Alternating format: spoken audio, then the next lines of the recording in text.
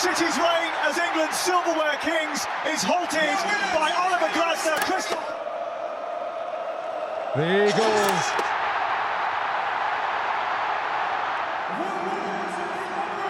Same shape, same formation, 3-4-3, but very different results.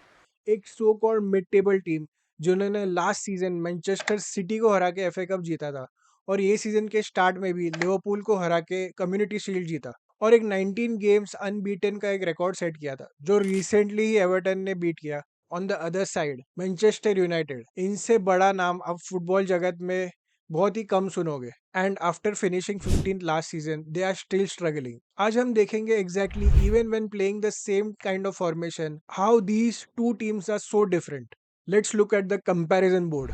अगर हम Amorim का स्टाइल देखें तो he wants control with the ball और ग्लाजनर को कंट्रोल विल्ट्रोल कुछ नहीं चाहिए, he wants control without the ball. अभी हम इसको सिंपल शब्दों में समझना चाहे तो हम एक स्टैट देखेंगे, पोजीशन। एमोरिम के टीम एवरेज बॉल पोजीशन इस प्रीमियर लीग में 53.3% है और ग्लाजनर सिर्फ 41.3% के साथ ही खुश है। ऐसा क्यों है? Amorim wants to press and dominate the ball और ज्यादा से ज्यादा वो बॉल अपने पास रखना चाहता है। सो मैनचेस्टर यूनाइटेड के प्लेयर्स ऑपोजिशन के बॉक्स से ही प्रेस करना चालू कर देते हैं, बट ग्लाजनर को कुछ पोजीशन ऐसा नहीं चाहिए।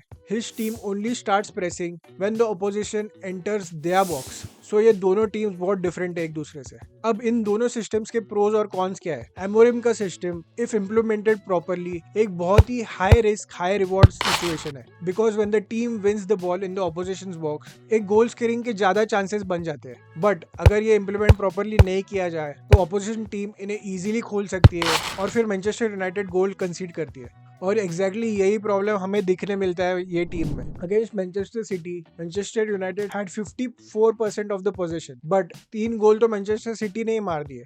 मुझे होजे मोरिनियो का एक कोट याद आता है, you can take the ball home and I will take the 3 points. और ये कोट उसने पेप ग्वार्डियोला के अगेंस्ट ही बोला था when he was coaching Tottenham. अब पेप ग्वार्डियोला यही कोट एमोरिम को बोल रहा होगा। Coming to the next point, wing backs.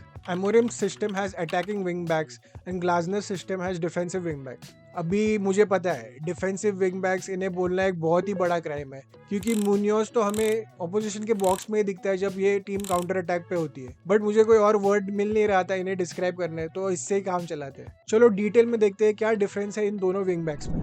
When Manchester United are defending, जब ये स्पेस पे आते हैं प्लेयर्स तो उनका सेंटर बैक आगे जाता है डिफेंड करने। इस रीजन की वजह से यहाँ पे स्पेस खुल जाती है and the opposition can hit them and score.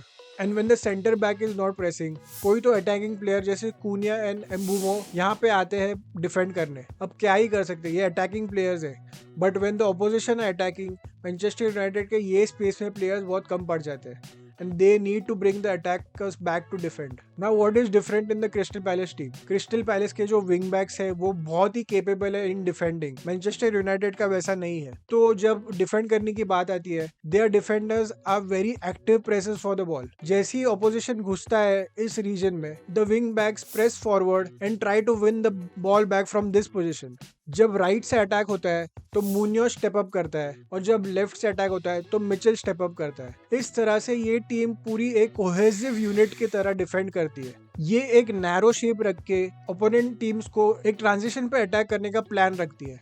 हम ट्रांजिशन के बारे में आगे इस वीडियो में देखेंगे ही एक डिटेल में। जैसे ये बॉल विन बैक करते हैं, इनके प्लेयर्स रेडी होते हैं काउंटर अटैक के लिए और ये गोल स्कोर करते हैं। Looking at the midfield pivot of Manchester United is very disconnected, क्योंकि ब्रूनो फर्नांडिस एक अटैकिंग मिडफील्डर प्लेयर है, वो एक पिवट प्लेयर नहीं है। So during the game his instinct is always to move forward. तो इस वजह से ब्रूनो और कैसेमीरो के बीच में एक डिस्कनेक्ट बन जाता है and Casemiro is given the duty of being the defensive midfielder for this team. बस फिर क्या, एक मिस्टेक ऑफ कैसेमीरो और boom, Manchester United are 1-0 down.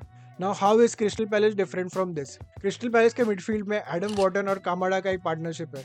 कामाडा जो एक डिफेंसिव रोल करता है इस टीम में, और एडम वॉर्टन डिफेंसिव तो है ही, but his ball progression and passing range is very good for this team. पूरे यूरोप में चर्चे इस प्लेयर को लेके। Real Madrid, Arsenal, Manchester City, बड़े बड़े टीम्स इसके पीछे। Very few players are capable of having the ball progression and passing range like him and also have the defensive capabilities. Crystal Palace के मिडफील्डर्स को मैं देखता हूँ तो सोचता हूँ बैलेंस एंड प्रोग्रेशन, और मैनचेस्टर यूनाइटेड के मिडफील्डर्स को देखता हूँ तो मैं सोचता हूँ केओस एंड कंफ्यूजन। अब जो पॉइंट पे हमें बात करनी थी, ट्रांजिशन, उस पे फोकस करते हैं। Crystal Palace are very quick in transition opposite to Manchester United जो बहुत ही स्लो है। बट इसका रीजन क्या है? जब मैनचेस्टर यूनाइटेड डिफेंड कर रही होती है तब उनके अटैकिंग प्लेयर्स आते हैं डिफेंड करने, और सिर्फ सेस्को ही होता है आगे जो लोन स्ट्राइकर की तरह खेल रहा होता है। इस वजह से जब उन्हें ट्रांजिशन पे, काउंटर अटैक पे टीम्स को हिट करना होता है वो पॉसिबल नहीं हो पाता क्योंकि ऑलरेडी इतने प्लेयर्स पीछे ही रहते हैं। अब हम यही क्रिस्टल पैलेस में देखें तो they form a very compact shape, और जब इनके विंग बैक्स प्रेस करते हैं तो इनके जो अटैकर्स रहते हैं वो तो फ्री ही रहते हैं, and when they win the ball back from this position attackers भी निकल पड़ते हैं आगे टू स्कोर गोल्स। भले इनके ज्यादा चांसेस ना बनते हो बट जो भी बनते हैं वो बहुत ही अच्छे गोल स्कोरिंग चांसेस होते हैं।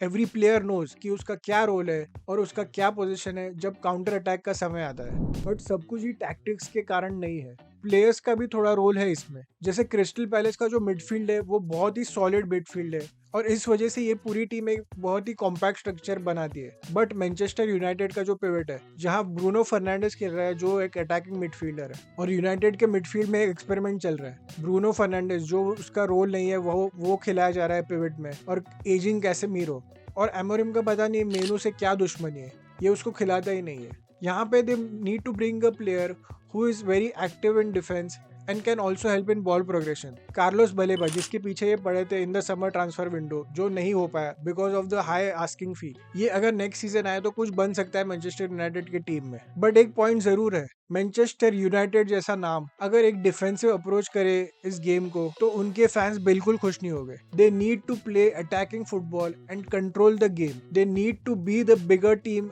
When they are playing against the smaller and mid table teams. अगर नेक्स्ट मैच से मैनचेस्टर यूनाइटेड भी डिफेंसिव फुटबॉल खेलने लग जाएगी और रिजल्ट्स तो निकालने लगेगी, बट थोड़े टाइम बाद उनके फैंस फ्रस्ट्रेट हो जाएंगे कि ये एक दो से ज्यादा गोल स्कोर क्यों नहीं कर पा रहे। So what do you choose? Do you take the red pill जहां high risk high reward football आपको देखने मिलेगा but only if implemented properly, और do you take the blue pill, defensive structured football with low risk and low reward? Comments में जरूर बताइए and like this video and subscribe so you don't miss more videos like this. GG.